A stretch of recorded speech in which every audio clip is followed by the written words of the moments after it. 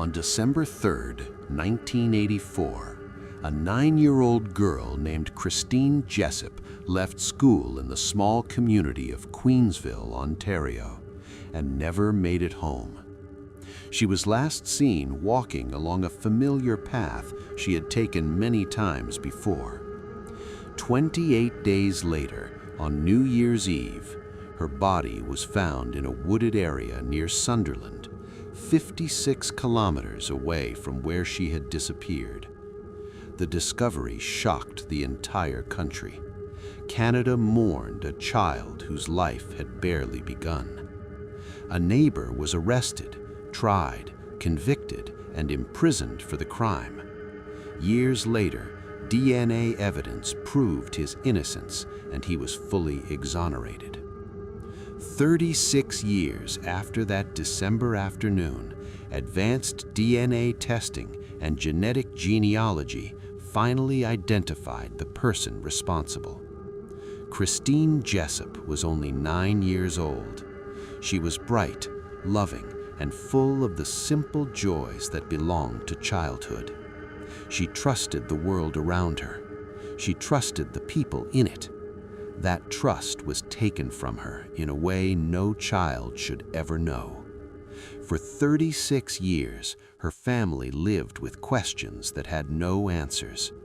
A man spent 18 months in prison for a crime he did not commit. The real person responsible remained unknown until October 2020, when science and persistence finally gave the truth a name. This is the story of Christine Jessop, a tragedy, injustice, and eventual truth. But first, who was Christine, and what happened on that December afternoon? Before we continue with this chilling story, we would like you to subscribe and tell us where you are watching us from in the comment section. It will encourage us to do more and also help the algorithm to suggest our video to more people who like cold cases like this one. Christine Jessop was born on March 29, 1975. She was 9 years old in the winter of 1984. She lived in Queensville, Ontario, a small, close-knit community where children walked to school, played in yards, and knew their neighbors by name. Christine was bright. She loved school. She looked forward to each day there, the lessons, the laughter with friends, the feeling of learning something new.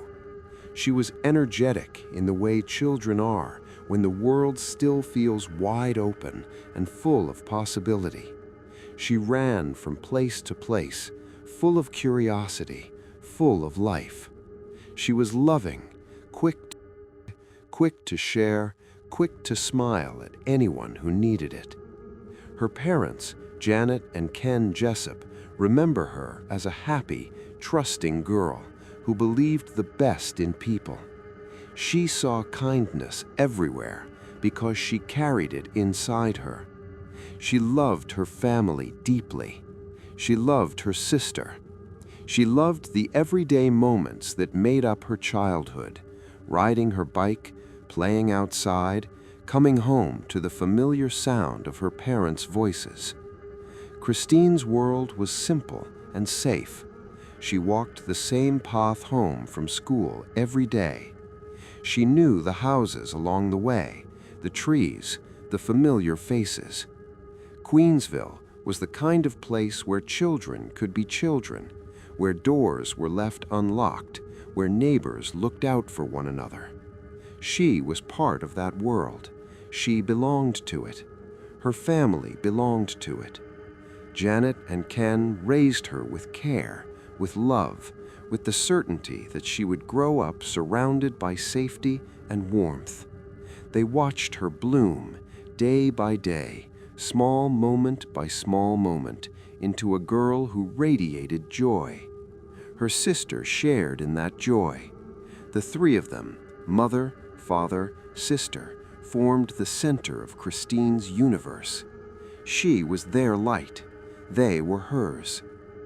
Respectful childhood photographs of Christine appear on screen, images of her at school, smiling with classmates, standing in the yard with her family, captured in moments of pure, unfiltered happiness. Gentle neighborhood imagery follows, the quiet streets of Queensville in winter, snow on rooftops, the path she walked home every afternoon. A soft timeline traces her brief life, born in 1975, starting school, growing taller, laughing more, loving more. These visuals are tender. They are not dramatic. They show a child who was loved completely, who trusted completely, who lived completely in the small, beautiful world she knew. Christine enjoyed the ordinary things that make childhood feel magical. She loved her friends. She loved recess. She loved coming home to tell her parents about her day. She loved being part of a family that made her feel safe and cherished. She was trusting because she had never had reason not to be. The world had been kind to her. Her family had been kind to her. Her community had been kind to her. She carried that kindness with her everywhere. She gave it freely. She expected it in return. Her parents remember how she filled their home with light.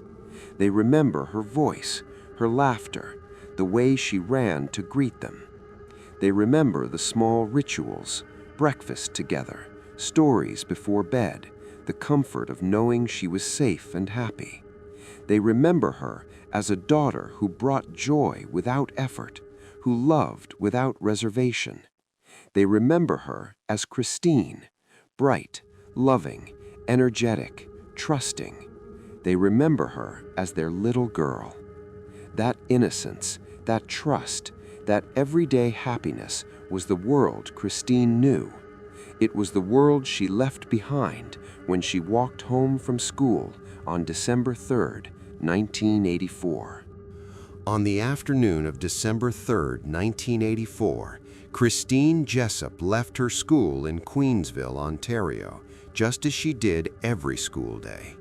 She was 9 years old. She walked the familiar path home, past houses she knew, past neighbors she waved to, past the same trees and fences that had framed her childhood steps for years. The route was short. It was safe. It was the same path she had walked hundreds of times before. No one had reason to think this walk would be different from any other. No one had reason to think she would not reach her front door. She never arrived. The hours stretched into evening. Janet and Ken Jessop waited. They called her name. They checked with friends. They walked the path she should have taken. They called the police. A search began that night. Neighbors joined. Family joined. The community joined. They looked in yards, in woods, in every place a child might wander. They called her name into the cold December air. They waited for her to appear, laughing, saying she had been playing and lost track of time. She did not appear. 28 days passed. 28 days of searching. 28 days of hoping. 28 days of dread. On New Year's Eve, December 31st, 1984, her body was found in a wooded area near Sunderland, Ontario, 56 kilometers from Queensville. The distance alone stunned those who heard the news. A child had been taken from her small, safe neighborhood and carried more than 50 kilometers away. The wooded area was remote, quiet, far from the familiar streets she knew. The discovery ended the search for her alive. It began the search for who had done this. The autopsy confirmed the cause of death: sexual assault and strangulation. The case was immediately treated as a homicide. The small community of Queensville reeled. Parents held their children closer. Neighbors looked at one another differently. The trust that had defined the town felt fractured. Christine's family, Janet, Ken, her sister, faced the unimaginable. Their bright, loving, energetic daughter was gone. The girl who loved school, who loved her friends, who loved her family, who trusted the world, had been taken from them. The pain was immediate and immense. It would last a lifetime. Respectful, non-graphic timeline graphics appear on screen. December 3rd marked with Christine leaving school, the days of waiting. New Year's Eve marked with the discovery 56 kilometers away. Aerial maps show the distance between Queensville and Sunderland, two small Ontario towns connected only by roads and the unimaginable act that bridged them. Blurred stock images of rural Ontario countryside fade in. Snow-covered fields, quiet woods, the kind of places that should have been peaceful. These visuals are gentle. They are not dramatic. They show the ordinary world Christine knew and the distance that separated her last safe steps from where she was found. The shock of that distance stayed with the community. 56 kilometers is not a short walk. It is not a distance a child covers alone. It is not a distance that happens by accident. Someone took Christine from her path home. Someone carried her away. Someone ended her life in a place far from everything familiar. The family waited for answers. They waited through the investigation that followed. They waited through an arrest of a neighbor. They waited through a trial. They waited through a conviction. They waited through an exoneration. They waited 36 years of silence. The long wait for answers began that December. It would stretch across decades. It would test every part of their strength. It would never diminish their love for the daughter they lost. The investigation began with a neighbor named Guy Paul Morin. In 1985, a neighbor named Guy Paul Morin was arrested in connection with Christine Jessop's murder. He lived close to the Jessop family in Queensville. He was known in the community. He had spoken with police during the initial investigation. Investigators focused on him early. They believed certain aspects of his behavior and statements warranted closer examination. He was charged. The case moved toward trial. In 1992, Guy Paul Morin stood trial for the murder of Christine Jessop. The proceedings lasted many months. Evidence was presented. Witnesses testified. Arguments were made on both sides. The jury deliberated. Guy Paul Morin was convicted. He was sentenced to life in prison. He entered the correctional system. He began serving time for a crime he did not commit. 18 months separated from his life, his freedom, his name. 18 months in which he maintained his innocence. 18 months in which the Jessop family believed justice had been served. 18 months in which the real person responsible remained free.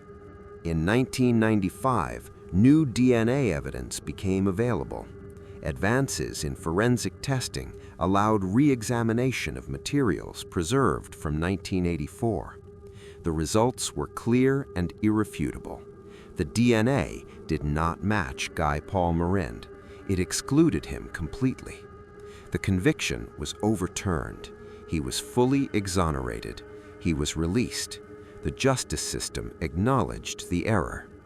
Guy Paul Morin walked out of prison an innocent man. But the 18 months could not be returned. The years of suspicion could not be erased. The stigma could not be fully lifted. He had been found guilty by a court of law. He had been declared innocent by science. The contrast left a lasting mark. Non-graphic timelines of the trial and exoneration appear on screen. Dates marked with care. 1985 arrest, 1992 conviction, 1995 exoneration. Respectful images of Morin and his family show him in earlier times, moments of ordinary life before accusation, moments of quiet relief after release. Old news clippings fade in. Headlines from the 1980s and early 1990s reporting the arrest, the trial, the conviction, then the reversal. These clippings are yellowed with age. They remind us how long the injustice lingered. They remind us how fragile trust in the system can be when evidence is incomplete. How does an innocent man spend 18 months in prison for a crime he did not commit? That question followed Guy Paul Morin for the rest of his life. He had been a neighbor. He had been a member of the community. He had been presumed guilty based on the information available at the time. The system moved forward with the evidence it had. The system convicted. The system imprisoned. Then the system corrected itself when better evidence arrived. But correction does not restore time. It does not erase the experience of confinement. It does not remove the shadow that lingers even after exoneration. Guy Paul Morin lived the remainder of his years knowing he had been wrongfully convicted. He lived knowing the real person responsible had not yet been found. He lived knowing Christine's family believed he was the one who took their daughter. He lived with that knowledge quietly. He did not speak of bitterness. He did not seek to blame. He accepted the system's correction. He moved forward. For decades after his exoneration, the case remained unsolved. Christine's family waited. The community waited. Investigators waited. The file stayed open. It waited for the day when science could do what 1984 could not. It waited for the day when the truth could be known without doubt. It waited through years of silence. It waited. For decades, the case remained unsolved until 2019. In 2019, the Toronto Police Service made a decision that would change the course of a case frozen since 1984. They partnered with Othram, a laboratory in Texas specializing in forensic-grade genome sequencing. The degraded DNA sample recovered from Christine Jessop's underwear, evidence carefully preserved for more than 3 decades, was submitted for analysis. Othram applied advanced techniques capable of extracting usable genetic information from even the most compromised material. They sequenced the genome. They built a profile. They began the process of genetic genealogy, comparing the profile to public databases, constructing family trees, tracing distant relatives through shared genetic markers. This was not the DNA testing of 1984 or even 1995. This was the next generation of forensic science, precise, expansive, able to reach across branches of family history that older methods could never touch. The work was meticulous. It took time. It required collaboration between investigators and scientists who understood both the law and the code written in human cells. The genealogical research gradually narrowed the field. It followed genetic connections backward and sideways through generations. It built a tree. It identified a branch. It reached a name: Calvin Hoover. He had been 28 years old in 1984. He had lived in the Queensville area. He had been a close family friend and neighbor of the Jessops. His name had never surfaced as a suspect in the original investigation. He had never been questioned in a way that brought suspicion to him.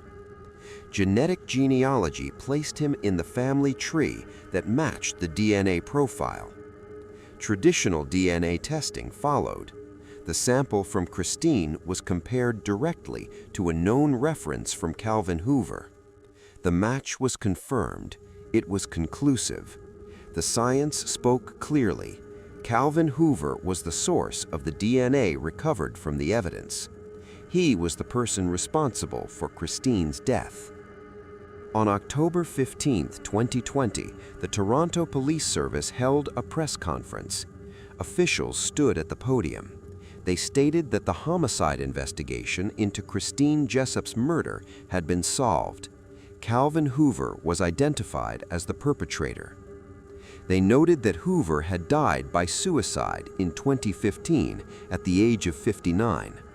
Because he was deceased, no criminal charges could be laid. The case was closed as exceptionally cleared, solved, with the responsible party identified, though justice in the form of prosecution could not be pursued. The announcement was factual. It was final.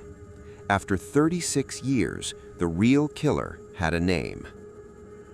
Non-graphic laboratory imagery appears on screen, controlled environments, white-coated technicians handling samples under precise lighting, screens displaying genetic profiles, quiet equipment working in the background.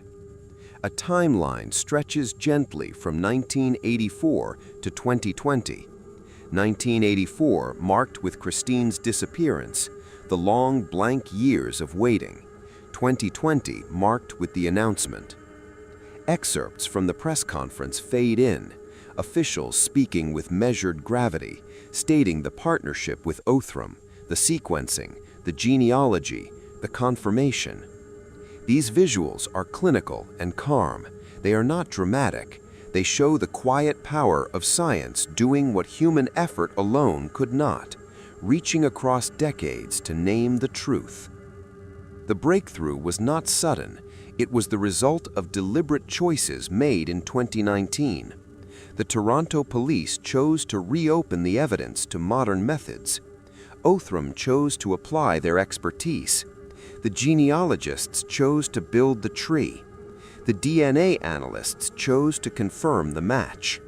Every step was careful. Every step was documented. Every step honored the evidence that had waited so long to speak. The result was clarity where there had been only shadows. The result was a name where there had been only absence.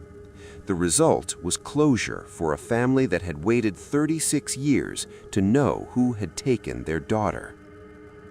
For the Jessop family, this brought a form of closure. It was not the closure that returns a child.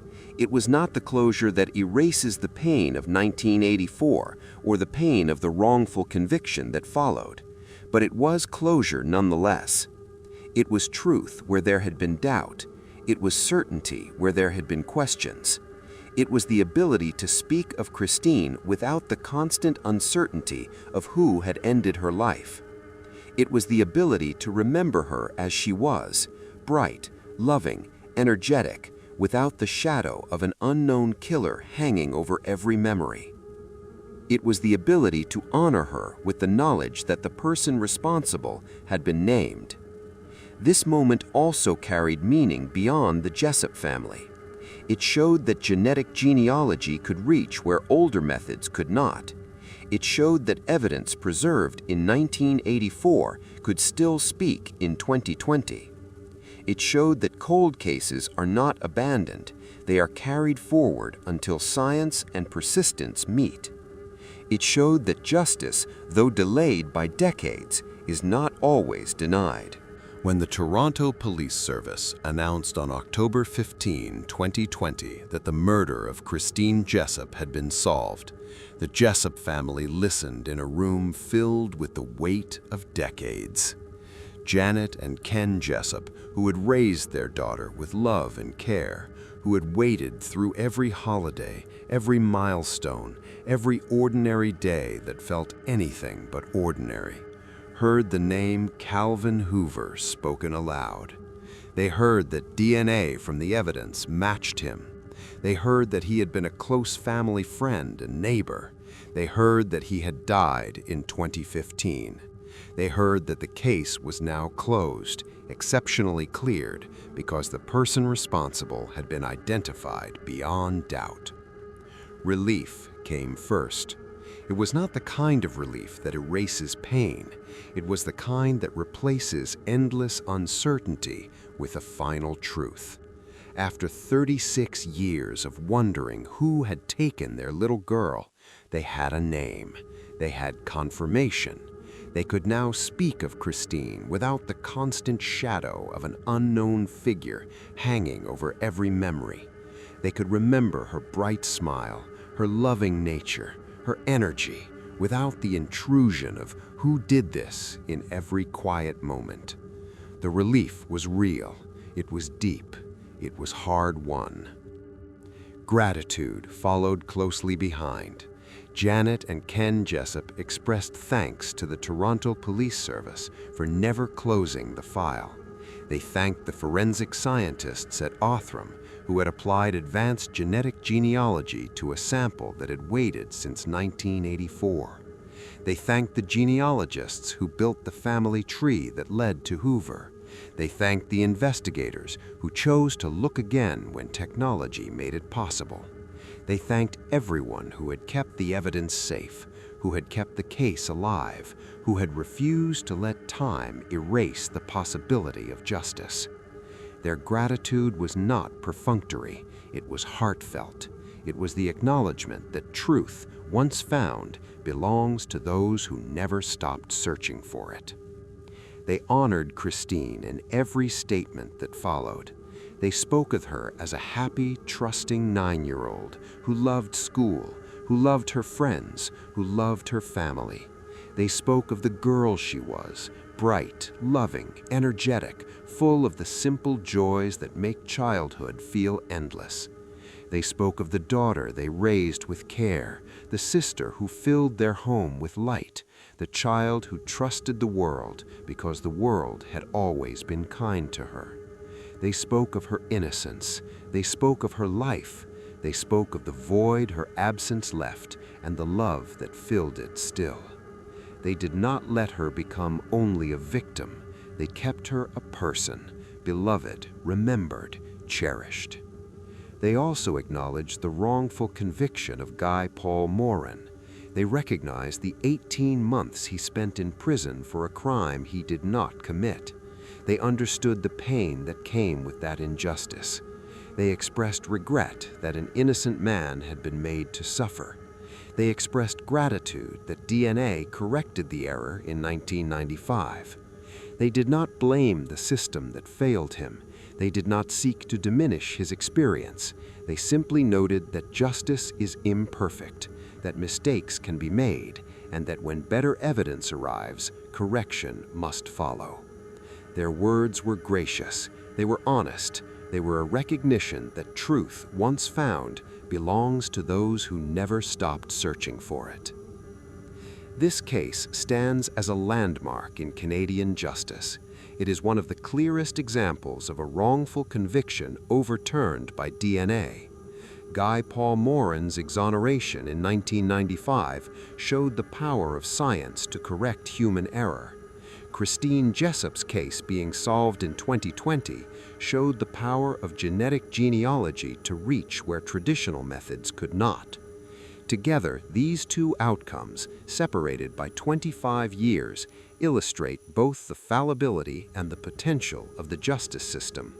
They show that evidence can wait, that science can advance, that truth can prevail. They show that families can endure decades of pain and still find a measure of peace. Respectful family photographs appear on screen. Images of Christine with Janet and Ken, with her sister, captured in moments of ordinary happiness. Press conference imagery follows, officials speaking with calm authority, family members listening, the weight of the moment visible in their faces. Subtle memorial elements fade in, candles lit in quiet remembrance, flowers placed with care, handwritten notes that speak of love that outlasts even the longest wait. These visuals are tender, they are not dramatic, they honor a child whose life was taken far too soon. They honor a family that carried her memory through unimaginable sorrow. They honor the justice that arrived, late but real. For the Jessop family, this brought a form of closure. It was not the closure that returns a daughter. It was not the closure that erases the pain of 1984 or the pain of the wrongful conviction that followed. But it was closure nonetheless. It was truth where there had been doubt. It was certainty where there had been questions. It was the ability to speak of Christine without the constant uncertainty of who had ended her life. It was the ability to remember her as she was, bright, loving, energetic, without the shadow of an unknown killer hanging over every memory. This case offers important lessons for justice. This case of Christine Jessop stands as a landmark in Canadian justice, not only for the truth it finally revealed, but for the lessons it leaves behind. It demonstrates the power of DNA technology to reach across decades. In 1984, the sample from Christine's clothing was collected and stored with care. It waited. It waited through the wrongful conviction of an innocent man. It waited through 18 months of imprisonment that should never have happened. It waited through the exoneration in 1995 when DNA first spoke. It waited through 36 years of silence. Then, in 2019, when forensic-grade genome sequencing and genetic genealogy became possible, that same sample was given to Othram. The science did not judge, it simply read. It built a family tree from the genetic markers. It traced connections. It found a name, Calvin Hoover. Traditional DNA testing confirmed the match. The evidence that had waited so long finally spoke clearly. It showed that truth can endure, that science can advance, that justice can arrive even when it arrives late. It also highlights the importance of evidence preservation. The blood, the semen, the material from Christine's underwear, none of it was discarded. None of it was lost. The Toronto Police Service kept it safe. They stored it properly. They protected it through changes in personnel, changes in technology, changes in time. That decision, made in the earliest days of the investigation, made 2020 possible. Evidence is not just material, it is memory, it is possibility. When it is preserved, when it is respected, it can wait for the moment when it can speak. The case also serves as a sobering reminder of the risk of wrongful convictions. Guy Paul Morin was arrested in 1985. He was convicted in 1992. He spent 18 months in prison for a crime he did not commit. The system moved forward with the evidence available at the time. It believed it had the truth. It was wrong. The DNA that exonerated him in 1995 showed that human judgment can err. It showed that certainty can be misplaced.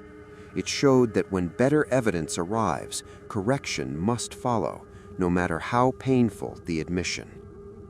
Guy Paul Morin lived the remainder of his life knowing he had been wrongfully convicted. He lived knowing the real person responsible had not yet been found. He lived with that knowledge quietly. The Jessop family acknowledged his innocence. They expressed regret for the pain he endured. They recognized that justice must serve the innocent as well as the victims.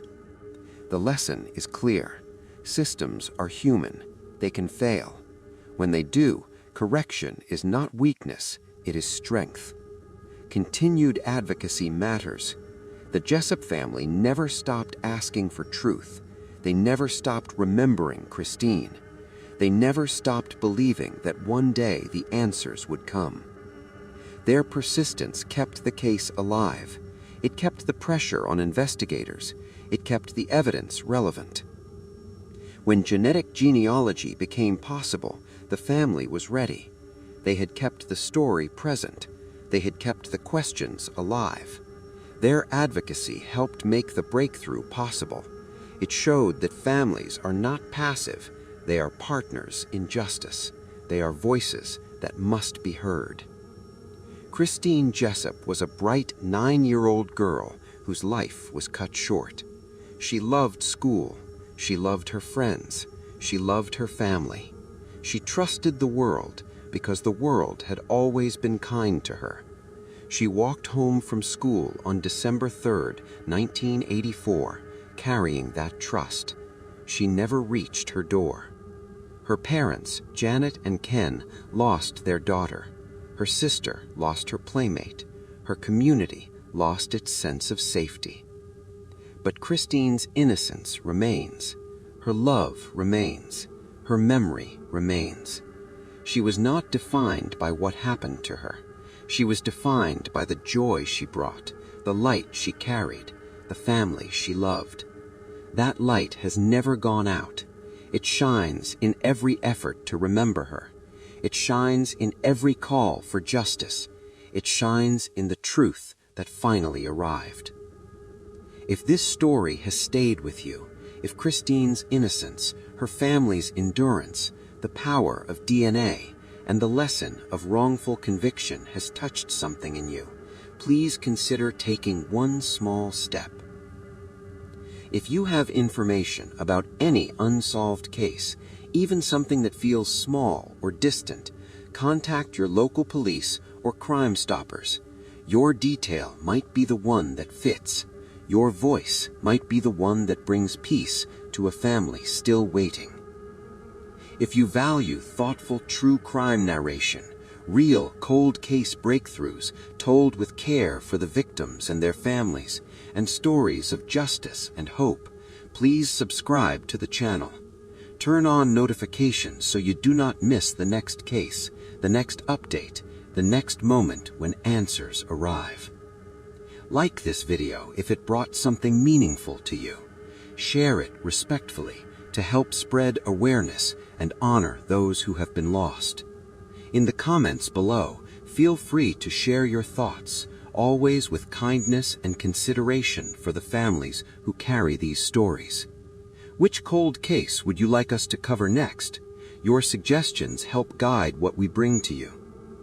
Sources for this episode include the Toronto Police Service announcement of October 15, 2020, the Othram DNA Solves article detailing the Othram partnership, global news coverage, CBC News reports on the family impact and exoneration, and the Conversation article on genetic privacy. Full links are in the description below. We will keep telling these stories, not to sensationalize, but to remember, to honor, to bear witness to both the loss and the long, steady road toward justice. Justice delayed, but never forgotten.